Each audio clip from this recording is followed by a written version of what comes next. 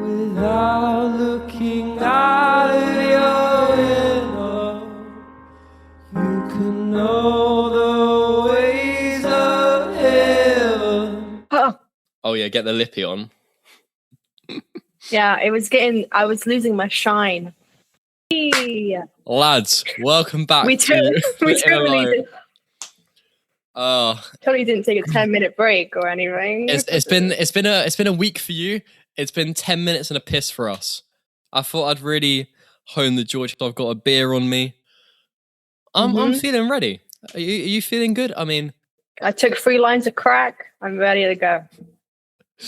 Yeah, normally have to have like a catch up, but we were away for 10 minutes. Oh, yeah, missed you, buddy. I missed you too. I got some crisps. You want a crisp? What the fuck is a wavy? Why are you putting out the most random shit? Last time it was the big K, and now you got the wavy. Oh yeah. I apologize for any crunching in this episode. I mean, I was gonna bring up a box of Maltesers, but I thought I'll save the ASMR for like a Patreon or something. Which reminds me, we now have a Patreon. There's no obligation. There's a 7-day free trial. If you want to support us, it would really mean the world. There's 2 tiers. There'll be bonus content, bonus video. And if you're watching this on Patreon, then you can see us right now. You can. And so you can see me say thank you.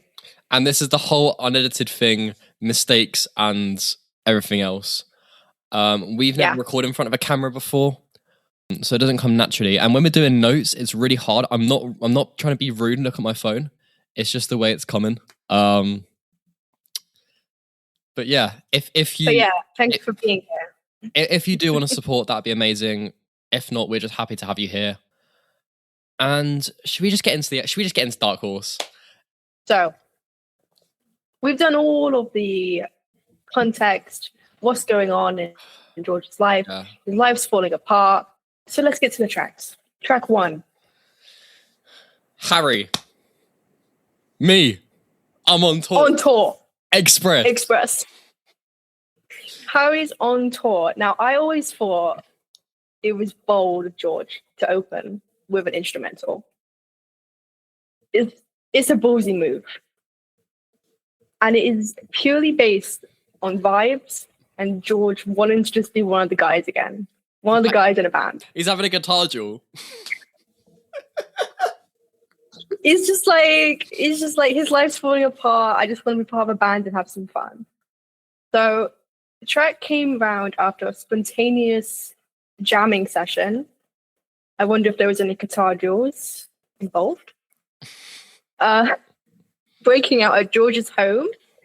And it started off as a social hang with LA Express, who were a jazz band, who were actually touring with Joni Mitchell at the time. With like her best period. I mean, can we give some attention to Court and Spark? Oh, what an album. I haven't listened to that album, but honestly, it would change. I agree. It would change your life. Bold claim. It would change your life. You say that about Radiohead. So yeah, which you haven't listened to, but it would change your life. It'll make you clinically depressed, and I think that's a win-win. The Express, I'm going to call them the Express. The Tesco Express are a very good band. The Tesco Express, yeah. They were really impressed with George's 16 track at Fire Park. I think he was probably flexing a bit. And George was like, okay, why don't we record something? I think that's really funny. Like, oh, George, we love your 16 track. Like, what is that? Well, let's give that bad boy for a spin. Oh, I mean, 8 track got me going, but 16, I'm frothing at the mouth. And as we mentioned so much in the last episode, George's marriage, it's done. It's over here. Oh, spoilers. And sorry guys, if you haven't listened to part 1 yet, him and Patty, over. Dunzo. Never come back. So he would spend an awful long time at his home studio which sometimes Patty would be there because she technically did still live there. So, it is a bit messy, okay? But he would spend an awful lot of time in the studio, something that Patty would come to despise. Like, there was a time where she was sick and on bed rest, and George was just loudly playing drums. Okay. I do love that anecdote. It's great. And I can just imagine like sessions stretching long onto the night. It was just another nail in the coffin for Patty to just pack her shit up and go at that point. So this was also the second album to have prominent recordings done at Fire Park, which would later become a norm for George. He would basically stick to Fire Park and make everything from there. He spent most of his time throughout the early 70s making this like amazing studio. Mm-hmm. And I guess why? Yeah, why not? Why would he want to leave anyway? Literally, I mean, if I lived at Fire Park, you don't need to go anywhere. No. So the song was recorded in April 1974, which featured saxophonist Tom Scott and his band, The Express, Tesco Express. And George first met Tom in 73 while recording Ravi Shankar and Friends. We touched all on that. They also shared work on Ringo. And to me, it's interesting when you look at both of these artists and how they infuse their solo work with all their influences. So they're both heavily into Eastern music. They're heavily into classical, jazz, funk, soul. George championed him. I mean, in the tour, you had him playing songs like Tomcat, which were Tom Scott originals. Like, he liked to give all of the people that he worked with actual credit. They weren't just like session musicians to him, they were his friends. And I've got a lot of respect for that. Fun fact about Tom Scott, if you didn't know, you know the saxophone in Listen to What the Man Said by Wings? Your boy, Tom Scott. Oh my God, I did not know that. Honestly, Tom Scott is the Nicky Hopkins of this episode, I think. Yeah. He also seems like a chill guy. Like, I've seen his Instagram. Honestly, I want to like give him a handshake or something. He seems so sweet. Is this our invitation to Tom Scott on the pod? It might be. Tom Scott, if you're hearing this, hit us up, bro. Tom Scott. Dab us up. We'd love to chat with you. But yeah, it just shows the type of people George liked to engage with. Yeah. And I don't even know where I'm going with that. It's cute. I find it very sweet how it's like similar taste. I mean, I guess like within the album was like rushed to release like during the tour. And I think having a song called Harry's on Tour released while he's on tour in like a 7-week window, like that's such good timing. I respect it so hard. It wasn't like third where it's like slightly late. It was like, and then they were like, okay, you need to learn this perfectly. It's going to be the opening song on the tour. Get your shit together. No pressure. Yeah. So it was. The fuck am I saying? It was a song. It was a song that played. Oh, okay, right, yeah. It's also really sweet how the opening track is just straight in with George's slide guitar. Love it. Doesn't mess about. It goes da da da da. Like it's like the wake up of my love, but without the simp. Da da da. Yeah, it's like maybe that's how George liked to open his albums. Like just in your face. Yeah. It's either that or like really soft and gentle. There's no in between. That was I'd Have You Anytime. And like in like Cloud 9. Like that's like soft, but like I get there's two in betweens. There's two ways to start a George Harrison album, and this is like he's off. So the band would carry over. Oh, always speaking over me. It's fine. I'm gonna turn away. You're sipping on the big K. Go on then. Oh, sorry, I didn't realize I had the stage. So if you pay attention to your liner notes, darlings, you'd see that the bands of the L Express carry over to track 2, which is Simply Shady. Hi, Oh. my name is Simply Shady. Let's go. So, researching this song, I found out that it is classed as country rock. Does that make us country fans? I guess it does. I mean, today is like a year since Ringo Starr's album came out, his country album. Oh yeah, look up. Not gonna lie, I never listened to it. It's a Ringo album. It's what you'd expect. Mm. But it is pretty baller. It is pretty baller. It's got a track like Rosetta on it. Honestly, get yourself on some Ringo Starr. It will change your life, just like Radiohead. Okay, well, hey, this isn't a Ringo Starr podcast. Sorry, so it should be. Oh, poor Ringo. He must have. I'm just thinking about last episode with "I'm in love with your wife." Oh, I feel for him. It feels like it was like an hour ago. Maybe because it was. It's so weird recording 2 episodes in one.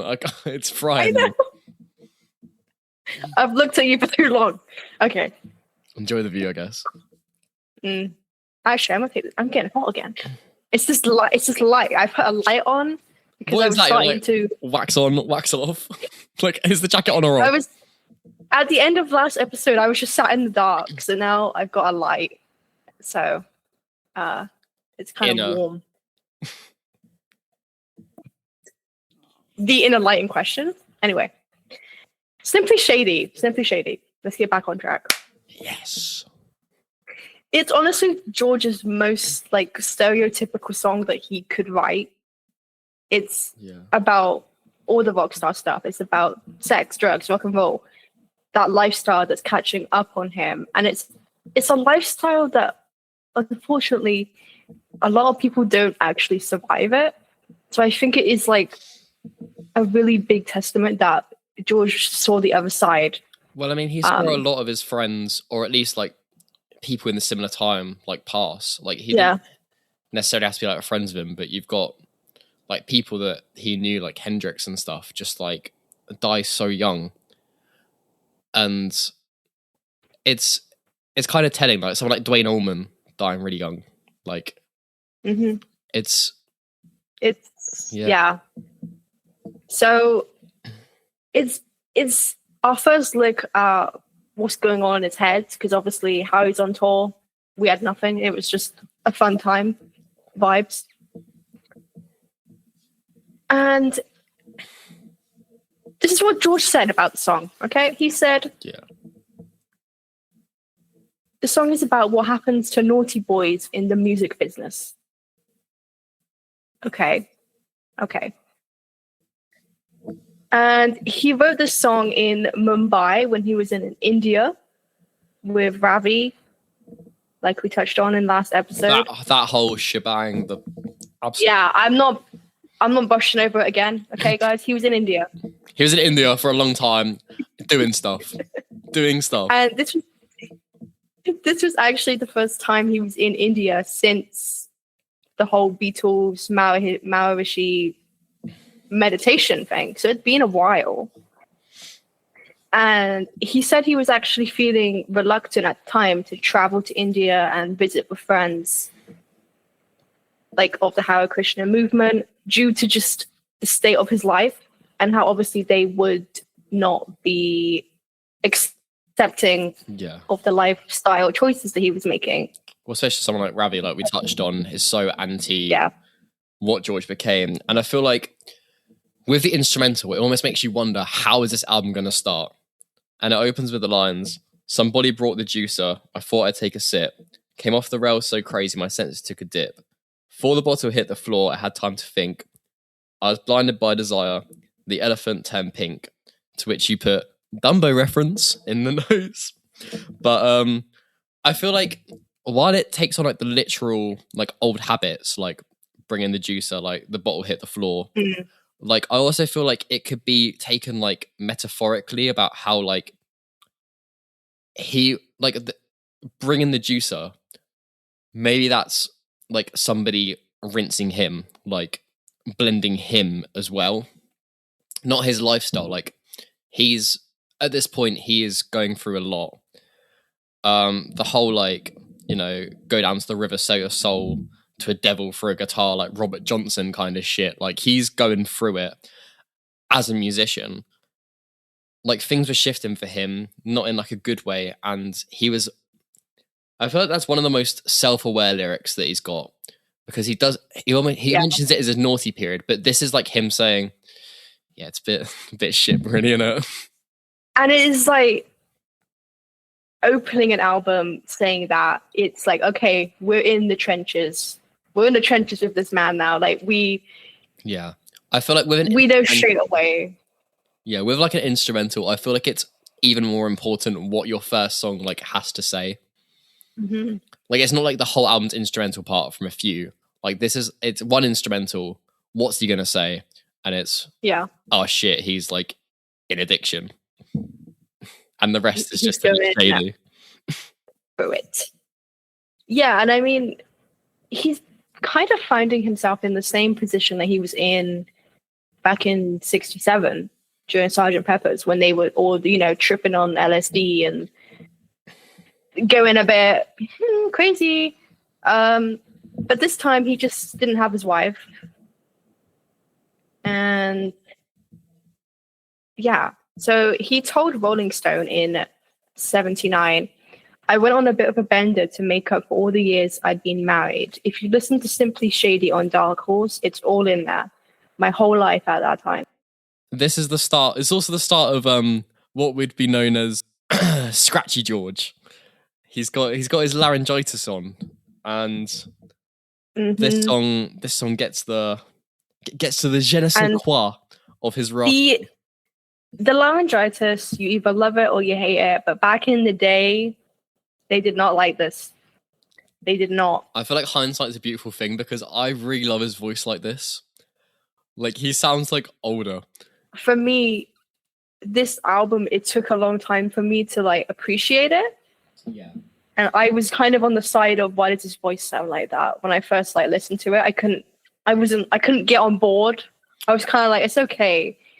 But the more I feel like I listen to a lot of Bob Dylan, and I mean, he's not exactly the most prolific singer. Exactly, yeah. When I was going through like George's discography, and you go from like All Things Must Pass and the like stunning vocals on like Living in Material World, and this, I'm like, wait a minute. But yeah, I can say I love it now. I've grown to love Scratchy George. Maybe is that what we're calling him? One of his, yeah. I feel like Ratty's a bit too mean. He was being a bit of a rat. He was. He was being a bit of a rat, though. I'm not gonna lie. He was a bit cheesed off as well. But yeah, I feel like even going into like the second verse, like it's really quite personal, isn't it? I mean, you wrote down the lyric in particular. I was torn from shallow water and plunged into the deep.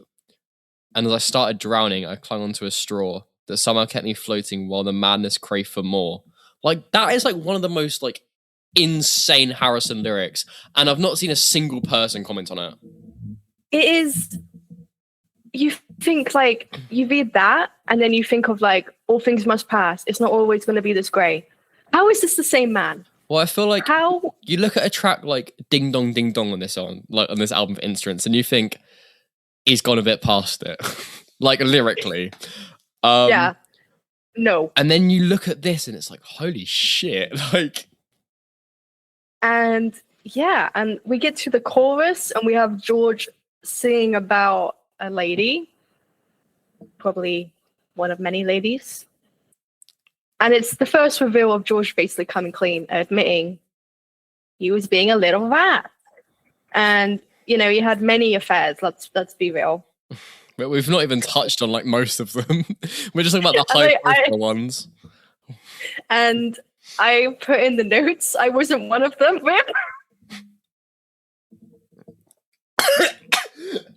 fine. That's what I was thinking. Oh my I forgot I wrote that. I didn't even read that. I put there were many Oh ladies. my Let's be real. I God. wasn't one of them. True though, I wasn't one of them. Anyway, The only thing I did read in your notes is down the line you said about how the lyrics changed to "Sexy Sadie," and then you put yes. "I don't like Well- the song." Can you address that, please? Because I feel very offended that you don't like one of the I knew this was gonna. best baffle Beatles some songs. How is that one of the best Beatles songs? Please be real. Please. Because it's beautiful. No, I don't like it. I've never liked it. I find it annoying. Come at me, guys. I don't care anymore. Guys, any Sexy Sadie fans? Sadie? Who the fuck is any Sexy Sadie fans? Can you come up in the comments because I'm ready to beef. It's a beautiful. Anyway, Right, derailing. you've just segued into the last point. But yeah, so in the final chorus, he changes lady to "you may think of sexy Sadie." Little callback there. Oh yeah, you put "what the fuck." That's funny. I was absolutely gobsmacked. And people look into this and think like it's a link to the two songs. It's like, oh, like we said in the last episode, people thought the Beatles reunion was happening. Yeah. People were overthinking things, you know. Well, I think this is like a bit of like George's like I'm the walrus just to like fuck with fans because like he was always like one to like be like in like Savoy Truffle like we all know obla da. Like he was always one to like mess around. Like he was. I don't think this was like this is just him taking the piss. Because this wasn't a ploy. This is the most like self-referential song. So what makes it more like referential than to literally discuss the bands that came before you? Like it's. And it is clever. Like it is. Sexy Sadie, even though that's about the Maharishi, but. Well, I mean, the syllables matched. It was meant to be. Exactly. So that's simply shady. It is heartbreaking to listen to. His voice is just like decaying. He sounds in pain. It's a lot of wallowing in this album. It is. This I whole feel album like is just. Well, this like first part of the album, it is like. There's a tip. I mean, this is the George Harrison side. If you're on like a vinyl record. Once we flip, you'll see how things start to change. And I think there's a lot of like symbolism in that. But now we're going into... Sorry, I can't wait to get into the whole like track listing thing because that means a lot to me personally. Yeah. Anyway. Track 2. Track 3. No, we're not going to... Right. The next song is Simply Shady, by the way. I know we've been waiting for this one. So did you know that in Simply Shady there's actually like it's actually like quite a self-referential song. It's opening up. So track 3. So sad. Track 3. Oh. Sorry, I stole your thunder. No, it's fine. So yeah, we already touched on this one. This is the one that he recorded with Alvin Lee. And like if you have like your vinyl copy, I'm going to be referencing this for a lot in the notes because I just love like the inner sleeve that came with it, where George just basically just drew all over it. It kind of looks like if you've got like sometime in New York City by John Lennon, where he like scribbled over like the Frank Zappa bit. It kind of looks like that, but like a bit more organized, and it's just an absolute shitpost. Like as you go down, it just gets weirder and weirder. And I thought it was cute. This is where it starts to get a bit weird, where it says guitar and other things. George Harrison with a little exclamation mark. He's just having fun, and this is like the start of it. He's a silly, goofy guy. He is. So sad. This song is exactly 5 minutes long, which really satisfies me. It's a really sad, depressing 5 minutes. I did write down that this is George's true emo era. This is Black Parade. This is Gino, yeah. It is. He actually said about the song, I like this song a lot as a melody and lyrically, except the only problem is it's depressing. It's so sad. It was the time I was splitting up with Patty. So yeah, like we mentioned in part 1, this was the first song he wrote for the album when he was what am I saying? No, he was in New York. This guy was just everywhere. He didn't sit still. Okay. I know, he's got like ants in his pants or some shit. He's doing like the Taylor Swift like flight program. He didn't have a private jet though, did he? No. Nah. Anyway, so yeah, George began to write this song in New York in 1972, and as we mentioned, he gave it to Alvin Lee first. He originally called it So Sad, No Love of His Own, which is a nod to the Everly Brothers. Remember that name? Remember that? Locked it. See, that's another mental bank. We're doing pretty well today. The Everly Brothers song, So Sad, to watch good love go bad. I feel like this song, more than any on the album, is like, it ticks for me every box of what a solo George Harrison song is. Like the slide guitar, the production, the synths, the way like it plays with dynamics. It's a sound that he would carry with him all the way to like Brainwashed. I feel like this song shifts him from Material World to Dark Horse. Like this is George Harrison as a solo career, not coming out of the Beatles. I feel like there's a very distinct like George Harrison sound that's not captured in like an album like All Things Must Pass. I don't know how to describe it. Do you know what I mean? Like the George Harrison sound, like his solo work. Yeah. And the fact that it's like so raw as well. Like it, I get what you mean. It sounds like literally in Brainwashed. You know, there's like the transitional bits on the guitar. It sounds eerily similar to So Sad if you listen to the two of them like side by side. I feel like this is like, if you were to like judge like a George Harrison song, this is like the solo song of him, which I guess you appreciate more of like frequent listens. Like, yeah, I feel like it is a hard listen. But I feel like this is like, I'm not in my feels here on So Sad. I'm jamming. I think it's probably due to like the guitar that goes dum dum dum dum dum dum. Like it's not that's the thing. Like he's singing the most depressing shit, but at the same time, I'm like, turn it up. Yeah, you know? It's like life's falling apart, but vibes are good. You know. Like he's having like his Kesha moment, and I love that for him.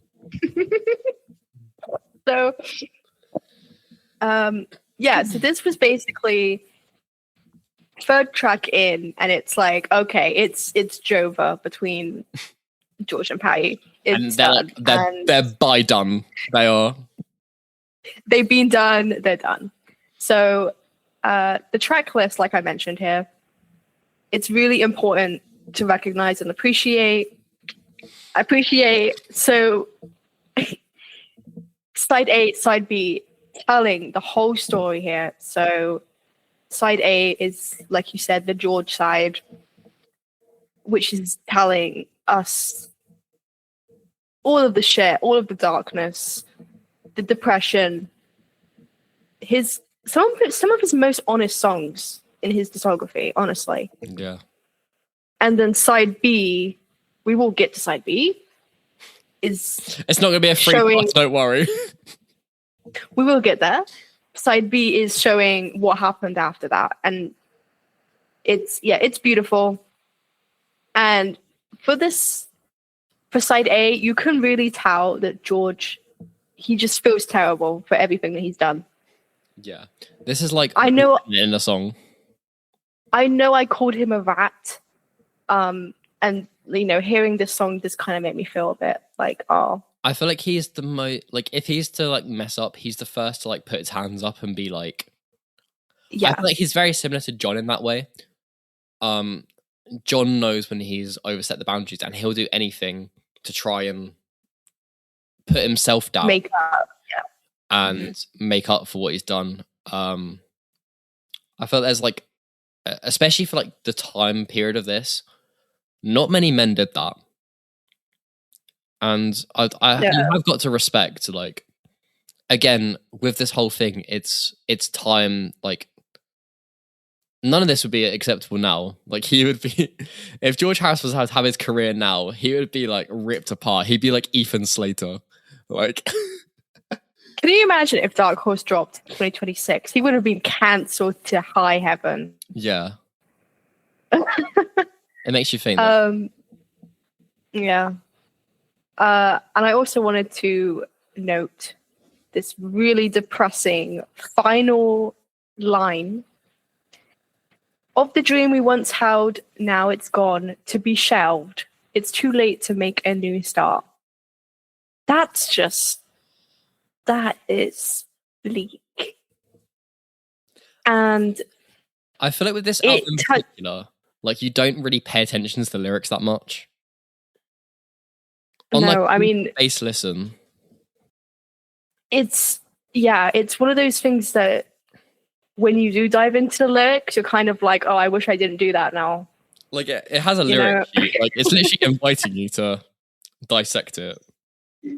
Yeah. I feel like, my listening experience was a lot better when I didn't look into the details. But yeah, oh my God, sorry.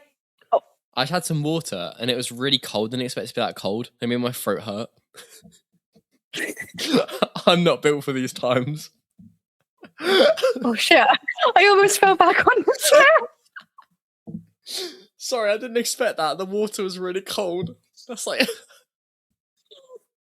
So you almost choked on water, and I almost fell to my death. Okay, that's law. It's so sad.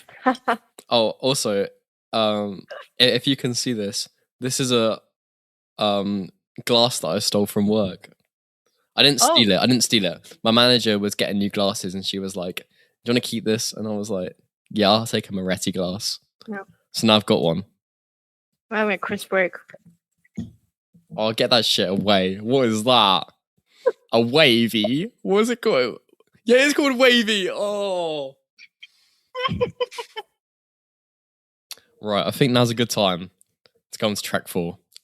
Bye Bye Love. So we've got, did you note the Everly Brothers earlier? Because George does George does his own little nugget. And I mean this is a track that the Everly Brothers made famous. It's originally written by Felice and Beatle. I'm not even going to try and pronounce that.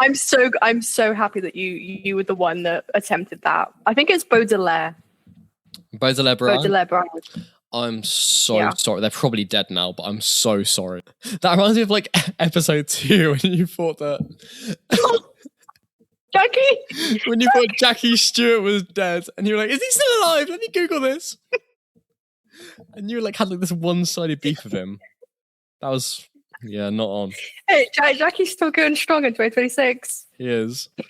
Wait. Do you have any 2026 predictions? Like, what's going to happen in this year? We're gonna blow up. Live and let die. Yeah, true. No, that's a cop out of me saying I don't know. Yeah, but I'd rather you just say I don't know. But George thought that he'd take this cover and bring it to new levels, for better or for worse. He really did. He really went balls to the wall. Let's just change this shit. And if you know the original Bye Bye Love, it's very like, it's still got like sad lyrics because it's about leaving your lover. Can you even call this a cover though? It's so different. Like, it really is. Can you even like? So he put his own spin on things, and to me, it's like, we all know George likes a bit of comedy in his songs. He's a bit of a comedian, he's a cheeky guy. And sorry, I'm trying to read what I actually wrote while talking. It's actually really hard. I can't even lie. It is. Like, I'm trying to look at the camera, look down, and oh shit. Okay. That's why I really like our conversational ones, because we could just bullshit our way through it. Whereas this, we've got to lock in. And real. it's hard to lock in like 20 to 10. And then when we have a little bit of a laugh and then we get off track and then it's like, what are we on about? Anyway. Yeah, okay. So it was one of those situations where it was, you can't keep crying about it. You need to laugh. So George changes the lyrics to the song. He says, "There goes our lady with a you-know-who. I hope she's happy. Old clapper too. I know that the girlies in 74 were just gagged. Old clapper too.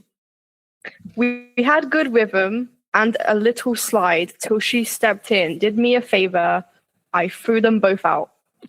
And it's so funny because in the liner notes, it says, on Rhythm Ace, Patty and Eric Clapton, do yourself a favour. George on everything else. He did not come to play. He really didn't. Oh, fucking hell. Engineer breakdown. George, what? Like calling them Rhythm Ace and then it's beautiful. And then underneath it, he says, "Hello, Los Angeles. Olivia." In reference to Olivia. I mean, that is... He did not come to play. He literally gave them blessing. I don't know why he's like having this bitching moment. I know. And it was immortalized in the fucking album. Yeah. So people think Patty and like Eric actually played on the album. Yeah. Which is so... It was a rumor that spread that they were on the song. Like Patty was doing like vocals or some shit. But yeah, obviously it was untrue. Because like imagine being that unbothered.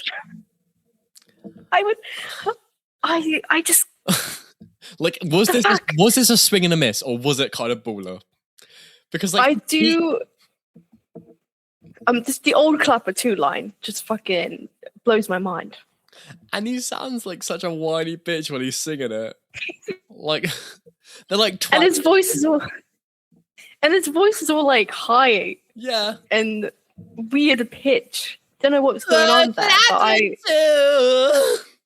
like it's like what the fuck is he doing? Happiness. Loneliness. No, the thing is, when I first listened to this album, I was so obsessed with this cover, which is like, it's crazy because like people say it's the worst thing that he ever did, or like it's the worst like thing on the album. I feel like if you can take it as like a mockery, it fucking slaps. And him taking the piss, like the bit when his voice, wait, I want to try and get the clip, but the bit when his voice. Can you hear it? No. Wait. Can you hear it? No. I could just hear the drums going. No, that is awful. I cannot hear shit. Anyway, yeah, his voice just goes hard, and I love it. I love Helium George. Like, is it a cover? I don't think so. I think that's George's song. It's a loose cover. Like, if you want George doing the Everly Brothers, do yourself a favour and listen to Let It Be Me on Early Takes Volume 1. Ah, beautiful. Oh. Anyway, so this cover, or whatever interpretation, did not get a lot of praise. And Simon Lang, good old Simon. I was gassing you up in the last. He said we were gassing him up. He said desperately bad offering, which is a bit hard. I feel it's a fun time. Okay? I feel let down, honestly. And I do say I do prefer Simon and Garfunkel's version of the song, but like we said, it's like its whole different entity. It's like a whole different entity. It's kind of like On the Watchtower. Like that's Hendrix. That's a Hendrix song, not a Bob Dylan song. They're two very different things, and I think they exist as two different songs. They just share the same lyrics. It's like a folk song, innit? Like you could just interpret it however you want. True. So that leads us to the end of side A and track 5. which is My Love. that was such a dramatic pause for what? Fucking My Love. That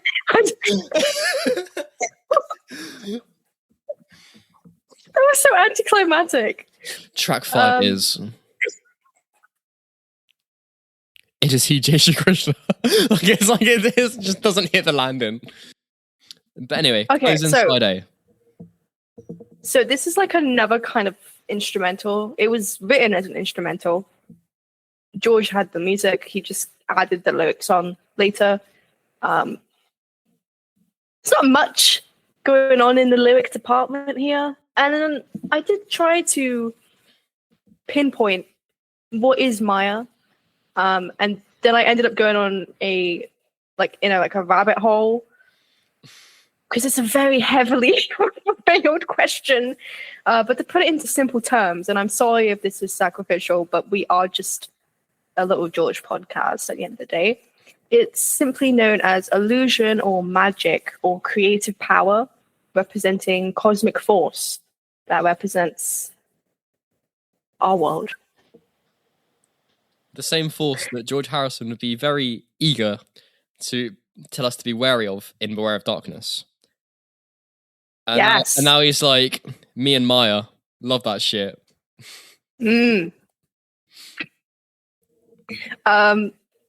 So yeah, and George did give his own explanation. He said, "My love is something when it's I love you if, I love you when, I love you but. It's a type of love that comes and goes, which we do tend to give to one another." This is as much of a spiritual song as it is, again, Patty. I mean, that case of like give and take. Yeah. Again, I will argue they loved each other. But was it a lasting love? No, they loved each other till the end though. I mean, they reunited. There's pitched them in like the 90s and they still loved each other, but it wasn't love. It's, like platonic. They loved each other like friends. And I think there's Exactly. a beauty in that they've both been able to overcome that.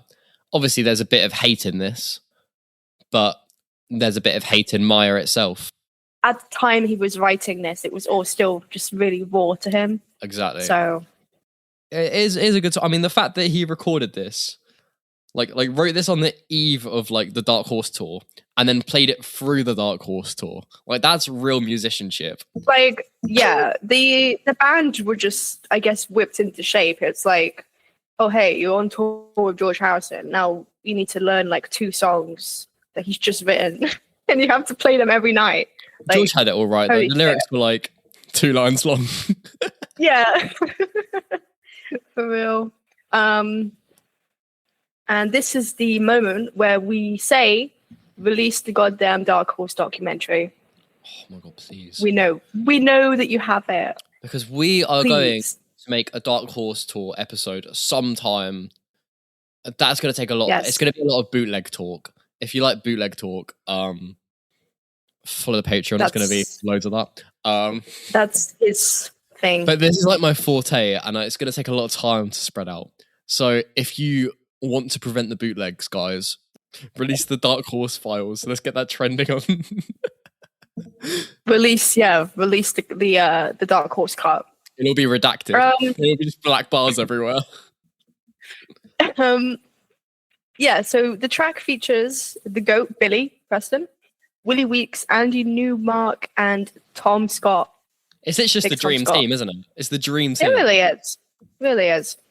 And it's a good closer for this side to end on, I think. It's got like a bit of uplifting like nature to it. Do you know what I mean? Like it's not Like it really just showed George's nature that he was deep down always an optimist. A year later, this would be slapped as a B-side on Extra Textures Disc Guitar. which is Which so is just a great- random, but I love It's it. really random, love but I it. love the combination. And this is a little plug to say, go listen to our George B-side episode. It's a good one. Flipping it over, we've got the Olivia side. Okay, side B. And what Track better 6. way to ring in this new girl than to get a New Year's song about ringing in the new? New year, new me, new wife. That's the theme. We made it to Ding Dong Ding Dong. I know you've been waiting for this. Who up? Ding and they dong. Let's get it in. Okay. So. Shit!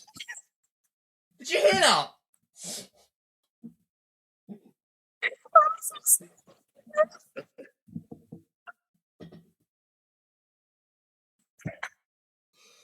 I don't know how I didn't break that. Oh my god, that could have been like Coke. I thought you did.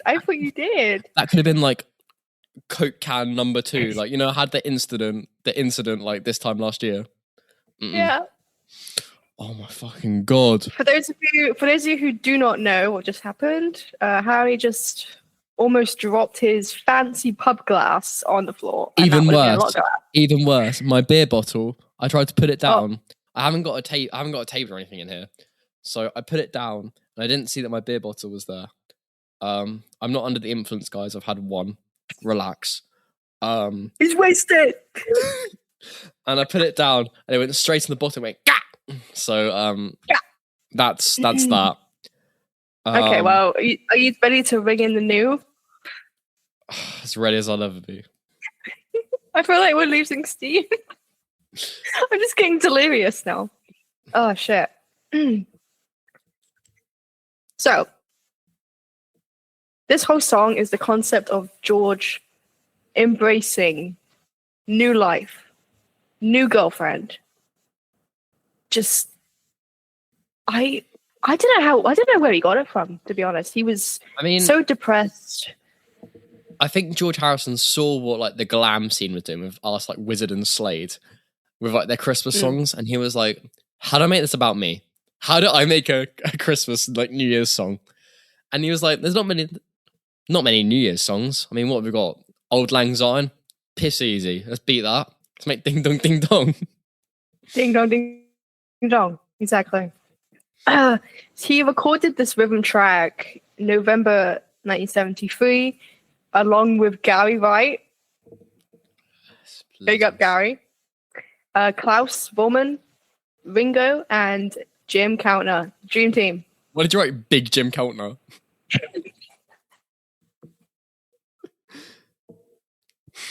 Big Jim. And as we said, we had the whole closing the year on a dud with George saying to Patty, let's have a divorce this year. And to make it even better, you know who's on this track? Ronnie Wood playing guitar. Bring him back, guys. Bring him back. What is it with Ronnie Wood and like New Year's? Like he just played with Jules Holland for his annual Hootenanny.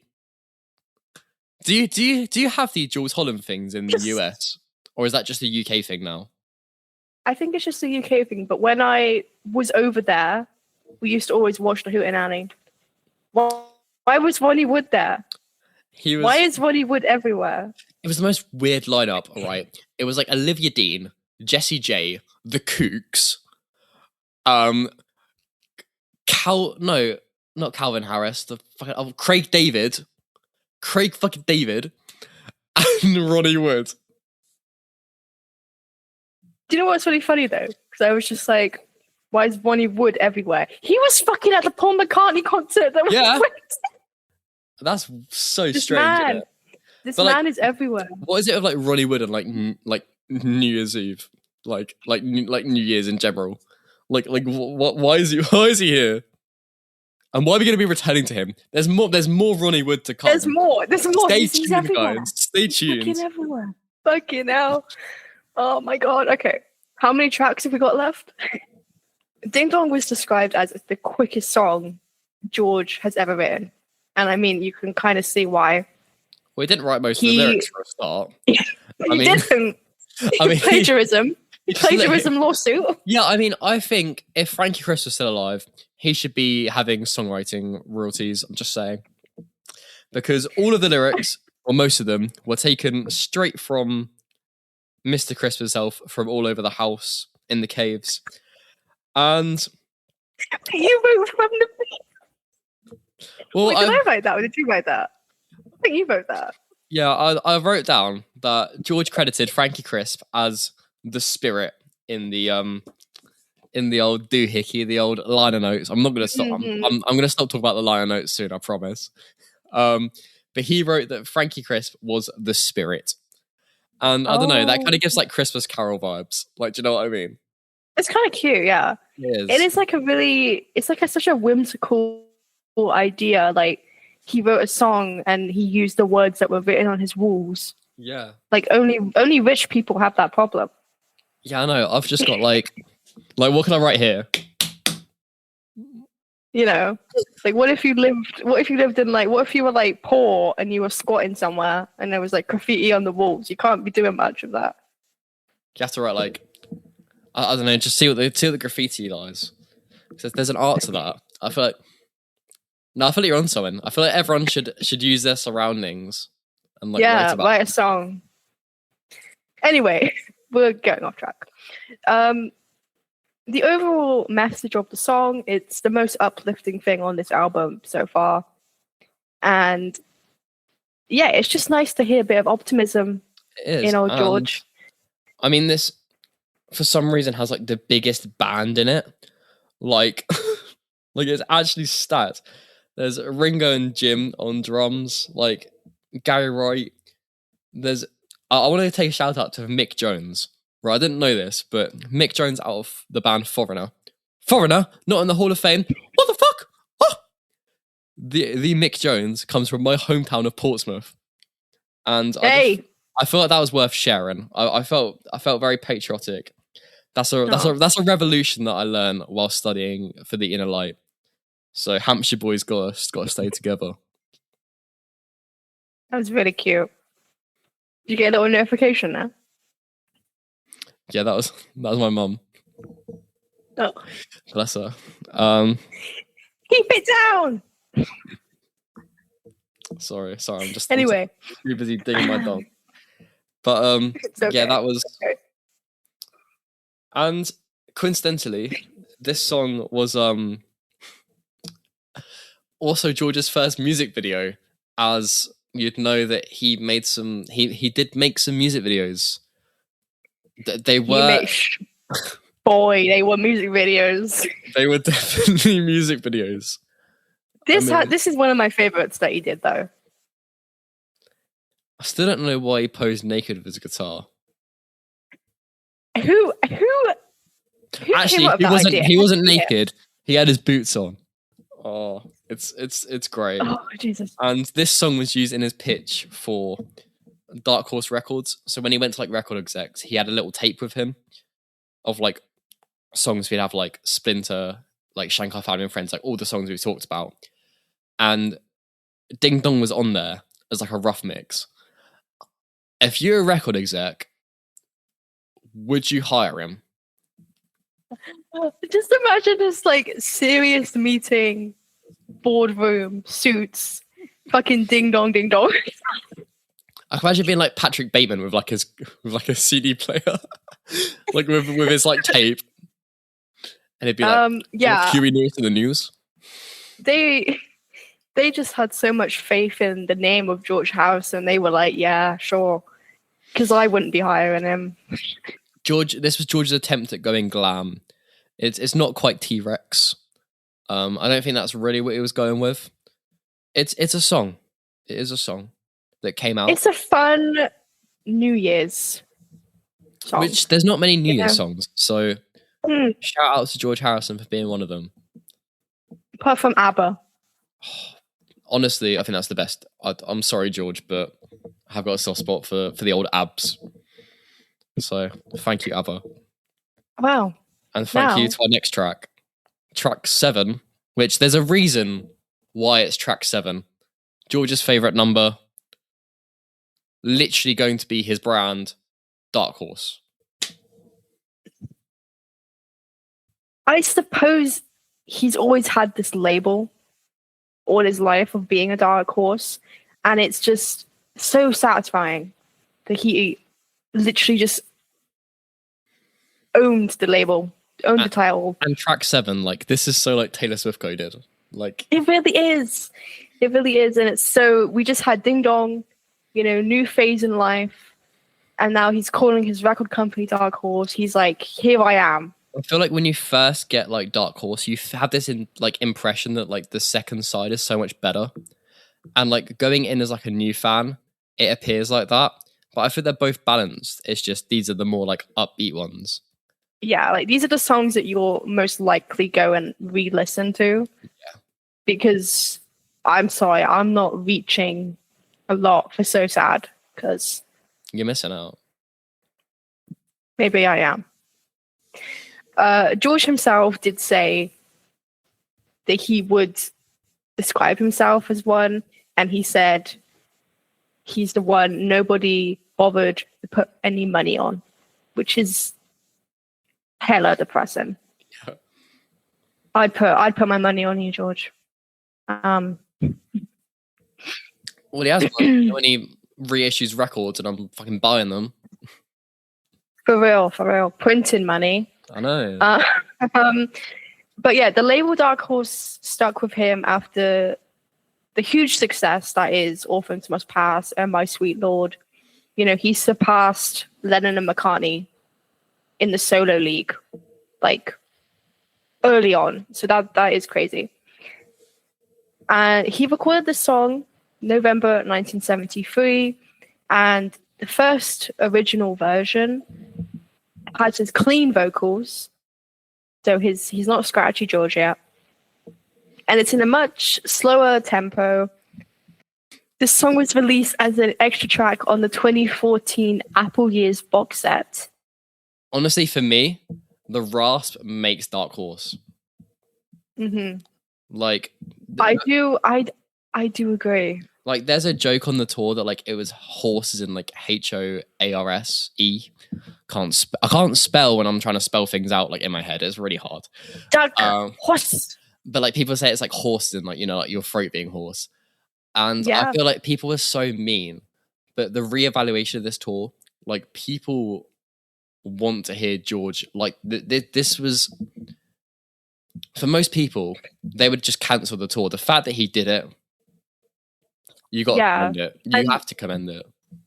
For me, when it was like, when I listened to the original version, it sounded like you shouldn't be listening to it. Yeah. It sounds wrong. It doesn't. Yeah, it doesn't fit at all. Even when like he like re-returned to it and like live in Japan, it doesn't have the same like feel of it. I still love it, but I feel like I just love. Yeah. I love the fact that it was so raw. Mm-hmm. And I guess the rawness came that the fact that like the official version we know was like from like them prepping to go on tour. Like it's so, I think it's insane this album came out so like in the middle of a tour. Like this would never happen. Yeah, like, and like the balls to plan a tour for an album that's not complete and to drop the album midway through the tour, which Taylor Swift did that with Torture Poets, but I feel like it's a lot harder not like back in the day because it was all like on tape, wasn't it? It was all physical. Yeah. You can't just like bounce over a file and be like, yeah, I'll just carry on this when I'm there. It's like, just, it baffles my mind. Like when I was doing the research and I would look at like release dates and when he wrote it and when it came out and then when he's on tour, I'm like, the fuck? And you can't just like, not sleep? you can't just like drop this onto like Spotify or shit. You have to like press for the record. No, it's insane. Like even the fact that like Olivia's on the label, like you wouldn't think the turnaround would be that quick. Mm-hmm. For real, like he'd met her 2 months ago. Yeah. Like, so Scratchy George. This is like the most scratchy song I think, and it does make you think. If he just had a little bit more time to spend on the album and have a break, we probably wouldn't have got this album at all. We would have got something probably completely different.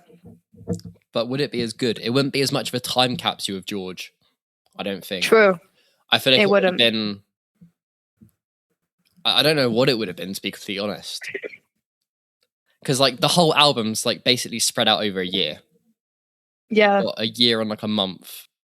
But I did write down that, you know, he's obviously exhausted. He's keeping himself busy, but maybe he just didn't want a break from it. Maybe he just wanted to be distracted, which makes sense. Well, I guess like horses, if you think about like the terminology of like them racing on like a race course, Mm. I'm not really for horse racing. I think it's like disgusting. But you see like horses being like pushed their limit, and they're like That's real. Yeah, like they're being that was yeah. And I felt that was the imagery state that is he was so in. wrong. Yeah. Yeah. I feel like the idea of him like actually being like a horse, like being run, it's being like hit. It's probably even bleeding. Like I don't know what horse racing's still bad. I don't know what it was like in the 70s. That's probably even worse. Yeah. I'm not a horse racing guy. I don't want to look into it. It's just not something that interests me. But I feel like that imagery of him actually on like the race course itself, I feel like people overlook that because it's almost like a plea for help. Yeah, especially the way he sings it. I'm a dark horse running on a dark race course. And he's so critical of himself. Like he calls himself Blue Moon, a cool jerk. It's like taking it down. It's not the happy song that the flutes make it sound like. The flutes the little carry the song. Yeah, exactly. Like it is bleak. I know that we said that this side of the album gets happier. It sounds happier, but here it's happier is it's happier than Simply Shady. That's true. That's true. He is being very self-critical here, and it is definitely just him coming to this realization that he fucked up. And and Olivia again is on the album notes. She is credited for being blissed out. That is her number. What does that mean? What does that mean, George? That is open to interpretation. It has a little triangle. So, you know. I just love these little squiggles. It's so like it is cute. You're like hypnotized by it. Look at you. If there's one thing I could have, it'd be like the original like writing of George. It's like some description. He's such a. Can you imagine? That has to be lying around somewhere. One day this in my house. Right, I think that is a good time to go on to track 8. Yes. AKA best song on the album, Far East Man. Okay. Deep breaths to this one. So, this is our favorite song. I think it's very cute that out of the whole album, we share this. This is also seen as like a highlight on the album. Yeah. And guess who makes an appearance? Not just makes an appearance, co-written with Ronnie. True, yeah, co-written. You can't make it up, can you? The Pentagon's been hit. So, Ronnie's back, guys. And they just wrote a song at Friar Park. When he came round with his wife, Chrissy, and George. Yeah. This fucking took me through a loop, okay? George says about the song, we stumbled on it and other things, ... That's pretty crazy.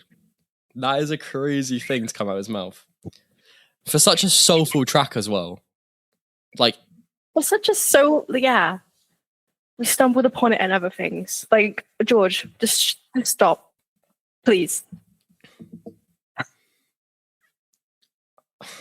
So we had Ronnie and Patty doing their thing. They went on holiday to the Bahamas.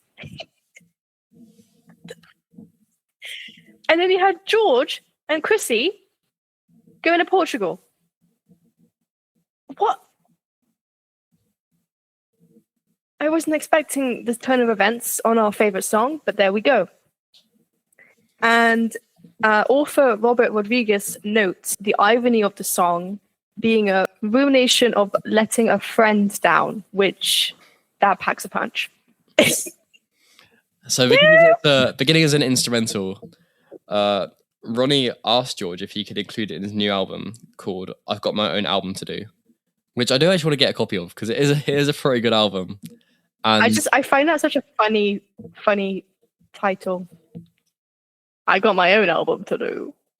Okay, it's a bit sneaky. But it turns out as if if George had any lyrics for it, and while driving up to the house, came up with the lyrics inspired by Ronnie's t-shirt that said Far East Man. So the band who's in the Faces, he was in many bands, he's a bit polyamorous. George admits that his version was better, which is kind of funny. But which, after listening to both of them, I agree. But I do think that you can hear George on Ronnie's version so much. You really can. You can't hear much Ronnie. And when you can hear Ronnie, it's funny because George actually gave him vocal lessons, which I find so funny. That's hilarious. And yeah, I think George did say he kind of made it a point to make his version better. So king share, honestly. It's like the Tom Pettiness that I just love. Anyway, yeah, go listen to Far East Man. It's the best track. I mean, I'm glad they're able to bury the hatchet or whatever the fuck they had going on. Yeah.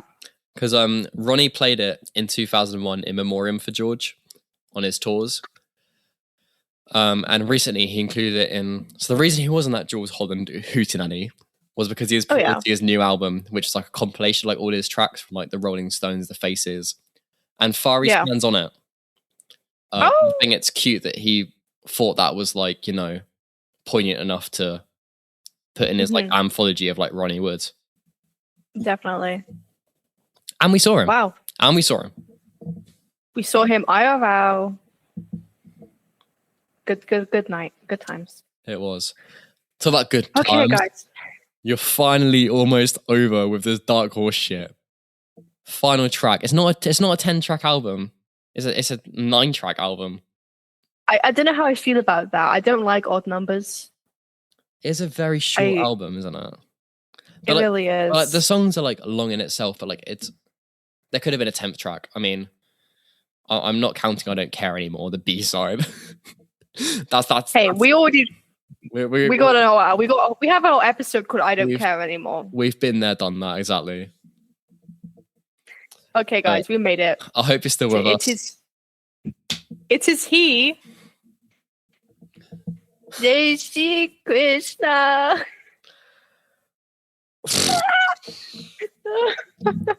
It's been a long night. I know it's been over 2 episodes, but this has been one continuous stream. This has been... I want to say about 7 o'clock. It's now 20 past 10. Getting a bit delirious. I can't lie. I'm running on... Yeah, I need to go and be silent for about 2 days after. But this was inspired by, again, that India trip that happened in February. There was a lot. There was. A lot stemmed from that trip. And, I mean, George called this time the most fantastic experience, which, for him to be positive in this time, it must have been all right. Showing, a bit of joy in the year that was 74. Which, again, I guess the album, there's ups and downs. And this song is a very optimistic song amongst an album that is not very. Which is just like his life. His life was going up and down this whole period. So it's, I feel like this song reflects, what would appear on Shankar Family and Friends, obviously recorded before. It's got a very similar feel, that kind of West meets East. And the lyrics derive from the Sanskrit chant that they sang before visiting Seva Kunj, which was a little park dedicated to the childhood of Krishna. And I think it's cute that like they're going back to Krishna's childhood, because I feel like George needed to go back to a younger time in him, because he never grew up. Like he had to grow up really quickly. He never had that chance to rewind away from the Beatles, away from stardom, away from being a businessman. He never had that time. The only time he had was when he was with Patty, which now, you know. And I can't lie, Emil Richards, if there's going to be an MVP of the album, it's Emil on the wobble board. Nah. The absolute, right? The way the wobble board is so present and prominent, like once you hear it, you cannot unhear it. No. It is like... You can spend like a good like few listenings not hearing it, but once you hear it, you will never unhear this.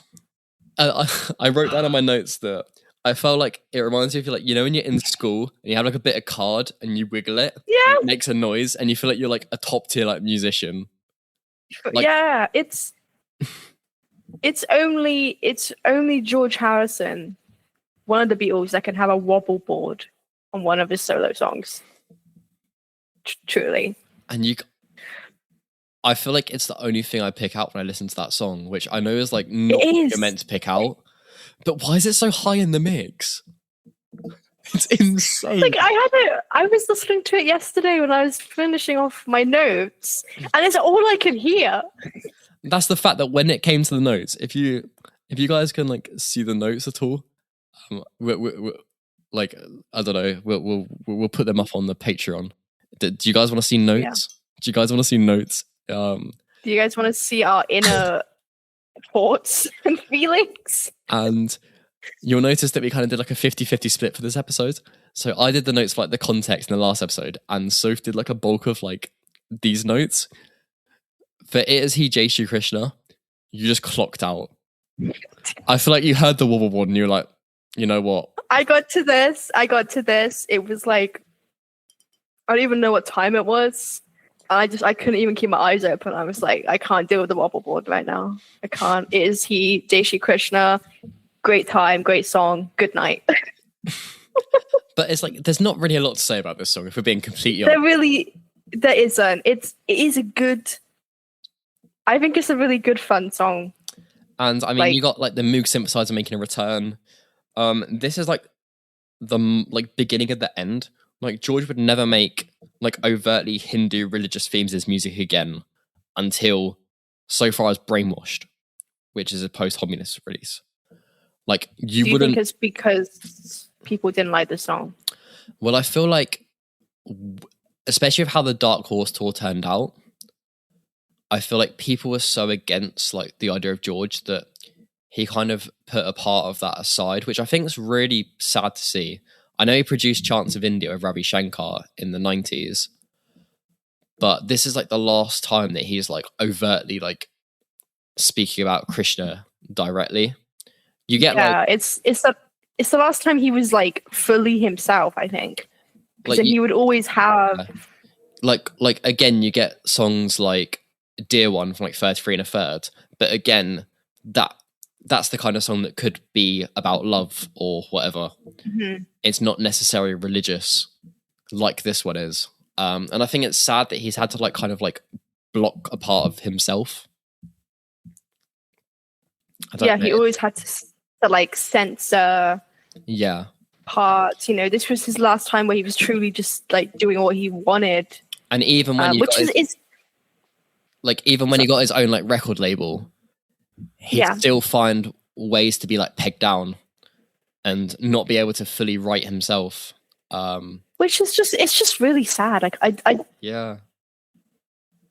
that's kind of a bleak ending. It is. Like for what's such an optimistic track, it's like it makes you think George had more of this inside of him, because he was only going to heal from here on out. And he had a lot of love and devotion to give to his Lord.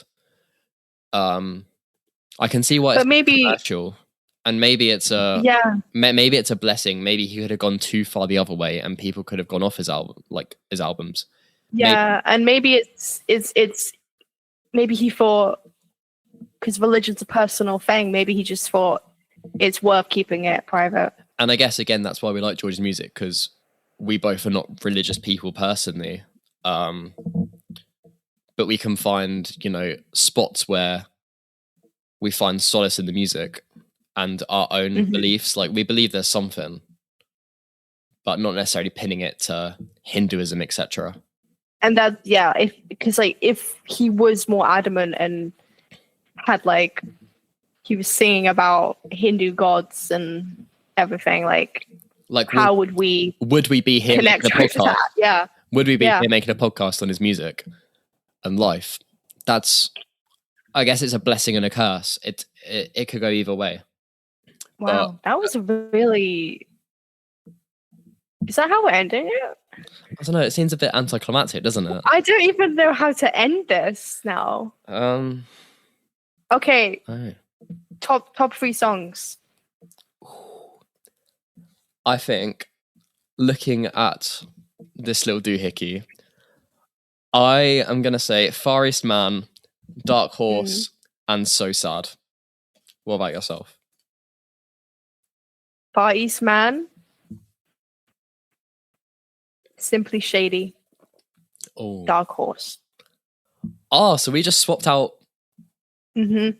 Oh, that's tasty. Because Simply Shady, Simply Shady is my honorable mention.